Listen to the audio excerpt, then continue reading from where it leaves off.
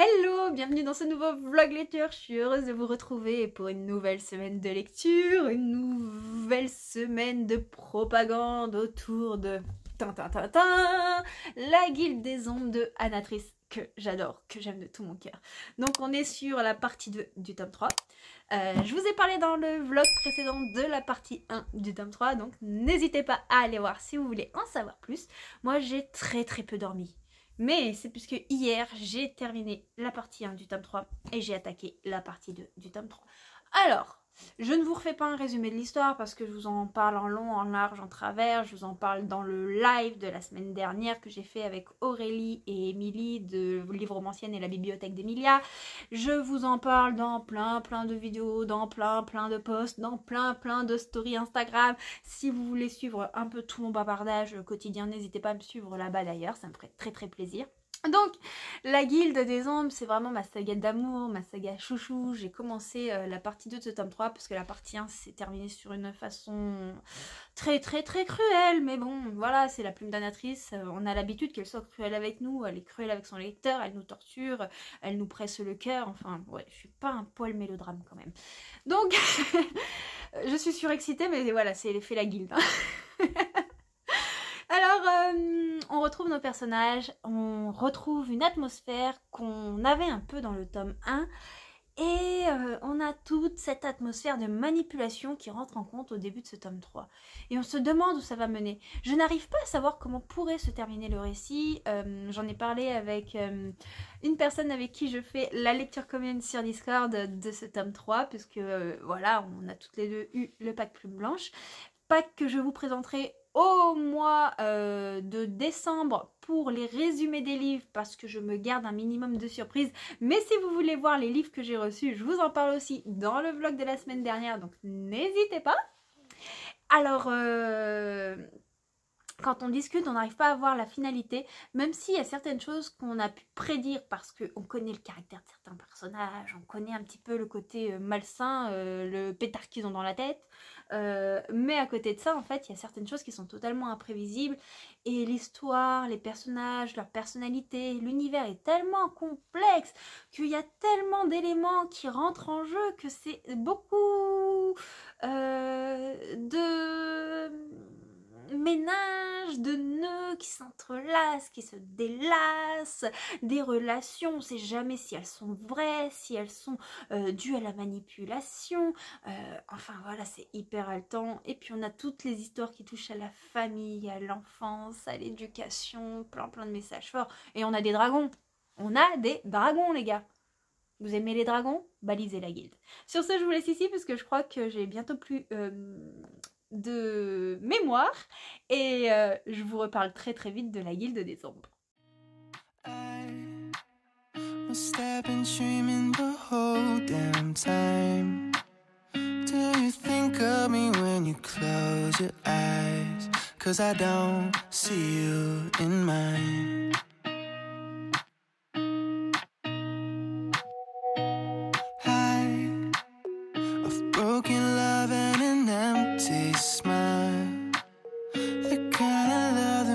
You stay a while, then hangs you up to dry.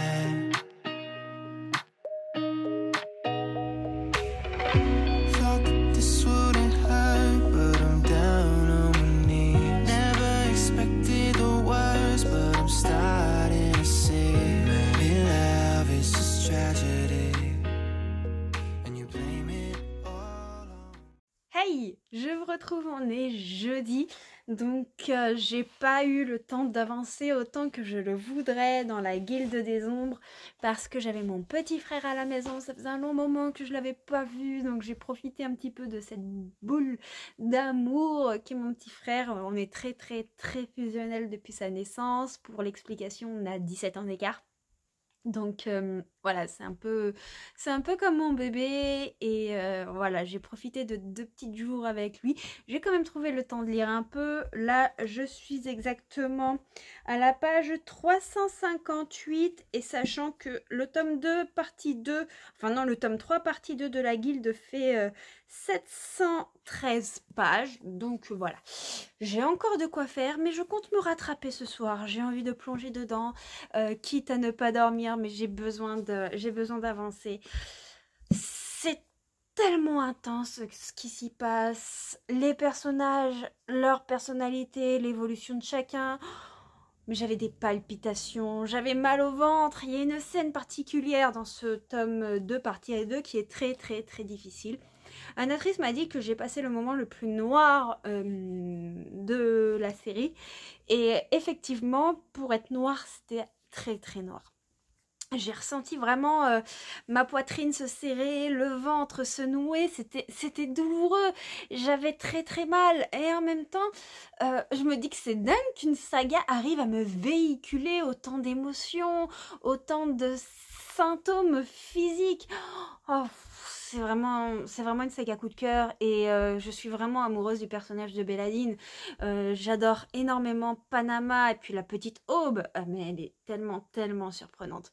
Voilà, je vous en dis pas plus. Je vous ferai un avis un peu plus intéressant une fois que j'aurai terminé ce tome 2 et enfin ce tome 3 partie 2.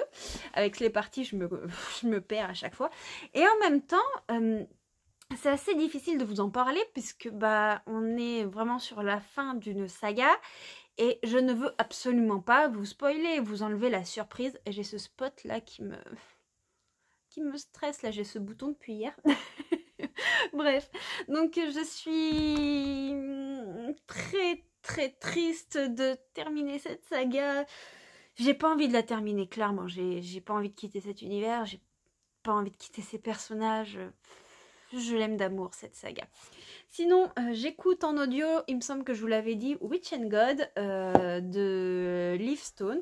Alors c'est sympa, mais je pense que j'aurais pas le coup de cœur que beaucoup ont suite à cette saga, mais je passe un super moment. Clairement, c'est la lecture qui m'accompagne pendant les balades de Hiro ou pendant que je fais le repas, les choses un petit peu où je peux pas lire avec du papier, je ne peux qu'écouter. Et ça se lit bien. On suit là une sorcière qui n'a pas de magie et elle va se retrouver à épouser, comment il s'appelle déjà, Deimos, le dieu Deimos, qui lui est pas forcément connu pour sa tendresse, bien au-delà. On le décrit comme le dieu de la terreur, froid et arrogant. J'ai pas enlevé l'étiquette, là ça me stresse.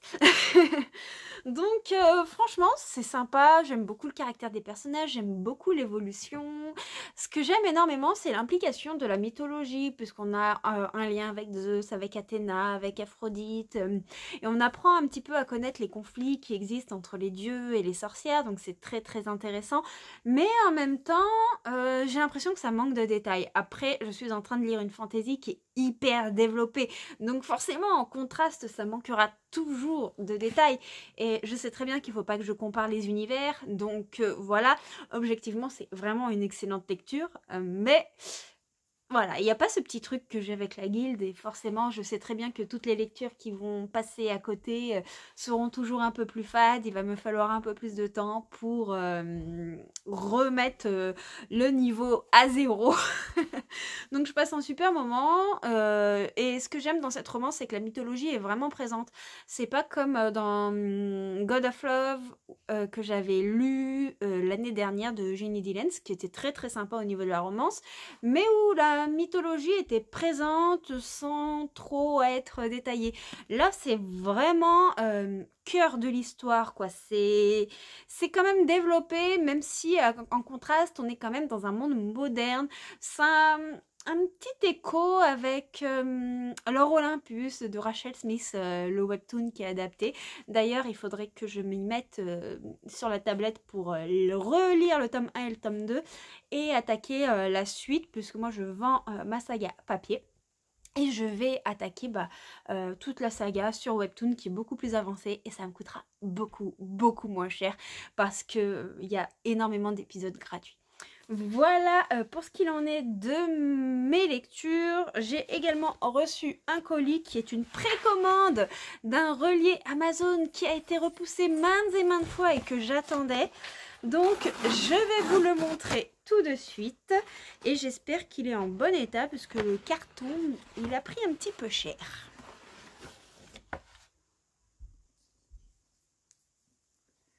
Il s'agit bien de l'héritage des 7 îles de Adalyn Grace. Il est absolument magnifique, j'adore le violet moi. Ça se voit pas du tout avec les reflets de mes cheveux, mais je suis fan du violet. Tout ce qui est bleu, violet, c'est vraiment mes couleurs. Ce que j'aime beaucoup, c'est qu'on a une carte qui est également en couleur. Et donc j'ai hâte de continuer cette saga de piraterie et savoir comment ça va se passer pour la princesse Amora. Oui, ne faites pas la blague Amora pour l'amour du goût, puisqu'on l'a fait tous. Avouez, vous y avez pensé aussi. Ils auraient vraiment dû choisir un autre prénom. Ouais, la moutarde.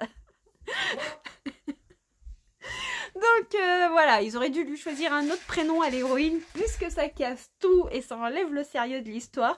Mais à côté de ça, j'avais apprécié le tome 1 et j'ai hâte de comprendre ce qui s'est passé à la fin du tome 1 puisque la fin m'avait laissé un petit peu perplexe, je comprenais pas tous les enjeux. J'avais l'impression que certaines choses allaient beaucoup trop vite, donc j'espère que les explications seront ici. Sur ce, je vous laisse. Je vais finir de mettre en ligne le vlog de demain que vous avez eu la semaine dernière pour vous. Et puis, il va falloir que j'aille me muscler un petit peu puisque ces derniers temps, entre les bonbons, les cookies et toutes mes extravagances au niveau de la nourriture, les jeans vont commencer à vraiment me serrer au niveau des hanches.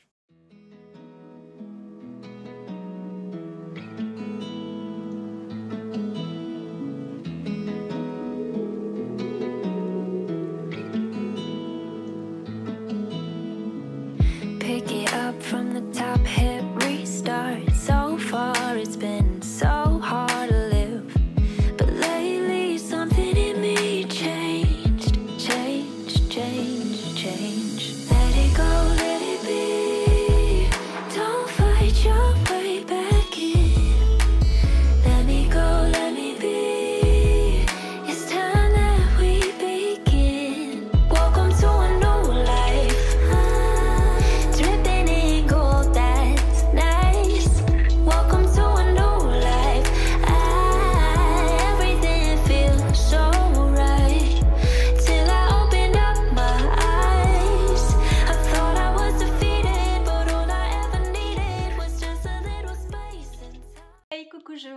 On est dimanche, j'ai mon petit plaid à bouton pression puisque j'ai super froid, mon gilet à moumoute que j'avais hier étant au sale et ne pouvant pas encore mettre le chauffage puisque voilà, facture d'électricité oblige, je me couvre comme je peux dans la plus glamour des tenues.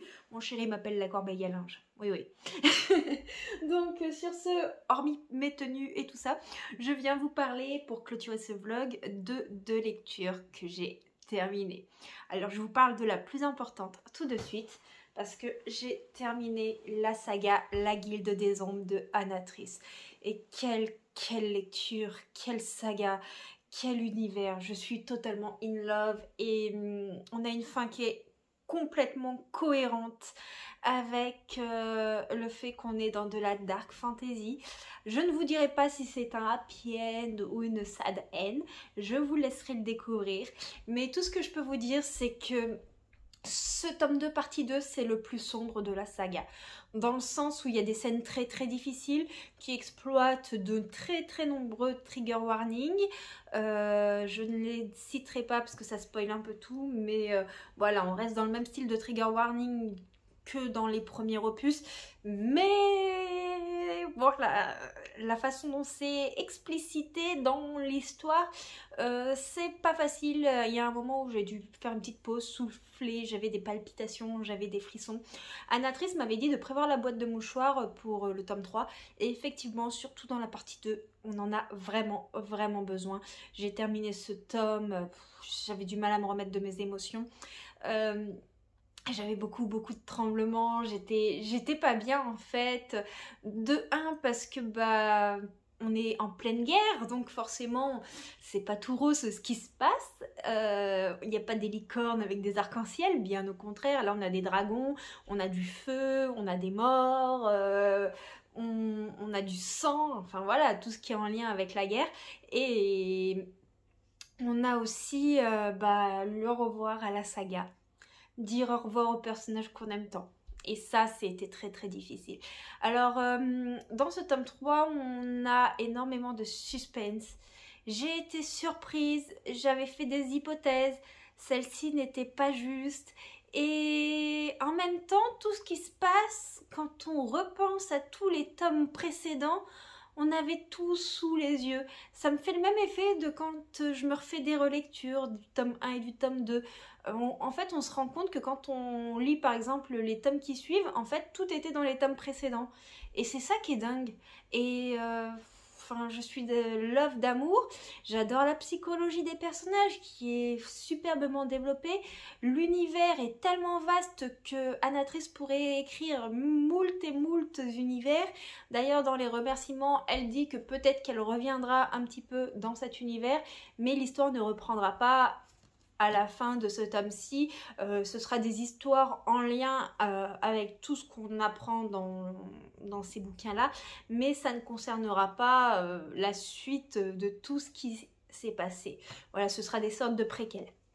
En plus, j'ai beaucoup discuté avec Anatrice aujourd'hui, parce que quand j'ai terminé le tome, j'étais remuée, tout ça, donc elle m'a envoyé pas mal de vocales pour pouvoir répondre à toutes mes questions. J'en avais un paquet, la pauvre, elle m'a fait une dizaine de vocales. Et c'était trop bien de pouvoir échanger avec elle, de pouvoir mettre un mot sur cette saga qui est vraiment mon plus gros coup de cœur de l'univers. On a l'héroïne la plus badass que j'ai jamais vue. On a le héros, le héros, c'est pas forcément des héros dans tous les sens du terme, puisque ce que j'aime dans cette saga, c'est que les personnages ne sont pas tout noirs, ne sont pas tout blancs, c'est des personnages qui sont très nuancés, ça fait d'autant plus réaliste, mais si vous voulez, dans les personnages principaux, il y en a 2 masculins notamment, dont un qui est mon chouchou d'amour et dont les répliques me font trop penser aux répliques de mon chéri, notamment avec tout ce qui est blague vaseuse. Donc par rapport à ça et à l'amalgame que je faisais, c'était d'autant plus fort au niveau des sentiments que je ressentais. Puis il y a un autre personnage qui est un peu plus malveillant dans l'histoire, qui a une psychologie tellement bien développée. Et il y a tout pour qu'on le déteste, et en même temps c'est tellement dur de le détester, parce que c'est un personnage que l'on suit et depuis plusieurs tomes, et on sait comment il est dès le début, mais voilà, il y a ce petit quelque chose. Enfin, c'est juste un waouh. Je peux pas vous développer sur mes sentiments. J'ai pu le faire avec Anatrice, mais forcément, elle a écrit le livre, je risquais pas de la spoiler. Mais ouais, faut lire La Guilde des Ombres, vous serez pas déçus, je vous jure. Moi, je veux une adaptation en série. Je veux une sortie en collector. Je veux acheter la sortie poche. Je veux de nouveau cet homme-là, mais en dédicacé. Enfin voilà, je veux vivre avec la guilde, je veux des figurines, je veux des illustrations, je veux tous les goodies inimaginables qui concernent la guilde des ombres. Mais voilà, je crois que, vu comme elle a surclassé toutes mes meilleures lectures jusqu'à maintenant, il y a peu de chances qu'il y ait une lecture qui la surclasse à présent. Donc voilà, c'était très intense, c'était extraordinaire. Ça me fait quelque chose de quitter cette saga, j'ai vraiment le pincement au cœur. Enfin, j'ai tellement pris de plaisir, j'ai tellement aimé ce que j'ai lu. C'était juste incroyable. Sinon, j'ai terminé en audio, mais je vous le montre en papier, Witch and God de Livestone, le premier opus. J'ai passé un super moment. Dans cette histoire, on suit Ella, qui est une sorcière qui est sans pouvoir. Et il faut savoir qu'il y a des conflits entre les dieux de l'Olympe et les sorcières depuis plusieurs années. Et pour essayer de faire un pacte de paix, Ella va épouser Démos, qui est le dieu de la terreur, fils d'Aphrodite et de... Je sais plus, mais c'est le dieu de la guerre. Voilà, j'ai mangé le nom, mais c'est le dieu de la guerre. Donc... on suit un petit peu cette alliance inattendue et on va être pris dans des complots, on va être pris dans des histoires de famille, dans la magie, dans tout ce qui touche aux divinités. C'est très compliqué de vous résumer sans spoiler, parce qu'on est en plein dans de la romantaisie, c'est très très romancé, et en même temps on a l'aspect mythologique qui est énormément développé. J'ai beaucoup apprécié cela, même si je trouve que par rapport à la romance, ça manquait peut-être un peu d'intensité. Je m'attendais à ce qu'on ait plus d'interactions, plus de moments avec les personnages principaux. Par contre, j'ai bien aimé le lien qu'il y a entre tous les personnages mythologiques. J'ai bien aimé le fait que Zeus ne soit pas décrit comme un dieu sans défaut, un dieu parfait. Bien au contraire, en fait, on a vraiment la force et les failles de plusieurs dieux, mais c'est pareil pour les sorcières. On voit que tout est nuancé et ça m'a beaucoup plu. Après, je sais pas trop comment développer mon avis sur ce livre-là. Qu'est-ce que j'ai mis hier dans mon carnet de lecture ? Ah oui, j'avais beaucoup aimé la modernité qui est mise en avant, puisque on vit dans notre monde et là, avant d'être mariée à Demos, en fait, elle vivait une vie d'étudiante totalement normale, puisque comme elle n'a pas de pouvoir, elle évoluait pas forcément au milieu du clan, elle a toujours été un petit peu rejetée, un petit peu mise à part. Donc elle va essayer de trouver sa place et elle va s'apercevoir que ce qu'on lui dit ne sont pas forcément ce qu'il en est réellement. Dans tous les cas, j'ai passé un super moment de lecture. Je suis très très curieuse de découvrir d'autres dieux, notamment les sœurs d'Ella aussi, qui pour moi méritent un peu plus de développement. Ça a l'air d'être des personnages assez complexes. Et peut-être qu'avec la suite des tomes, je m'imbiberai mieux de cet univers. Après, je sais que pour beaucoup, ce premier tome a été un coup de cœur. Pour moi, ça n'en est pas un. C'est simplement une bonne lecture. Après, je sais que toutes mes lectures qui sont après ou en même temps que la guilde, forcément, elles sont moins bien élevée dans mon barème de love, parce que quand on a un coup de cœur suprême, et forcément ce qui arrive à côté paraît un peu plus fade. Et puis là on est vraiment dans de la romantaisie, que la guilde c'est vraiment de la fantaisie adulte très développée. Donc voilà, forcément. Et puis moi vous savez que j'aime même le développement, je sais pas pourquoi, mais c'est quelque chose qui m'attire énormément. Je vais vous laisser ici pour aujourd'hui. Je vous retrouve du coup la semaine prochaine pour un nouveau vlog lecture, de nouveaux papotages. J'espère que vous avez passé un bon moment. N'hésitez pas à me dire en commentaire quelles sont les lectures qui vous ont accompagné, si vous avez lu les livres mentionnés, s'il y a un des livres dont je vous ai parlé qui vous tente. Ça me ferait super plaisir de le savoir. Et puis si vous n'avez pas forcément envie de parler mais que vous voulez me soutenir, un petit smiley, ça fait toujours plaisir. Moi je vous dis à très bientôt pour une prochaine vidéo et puis on se retrouve très très vite. Ciao ciao.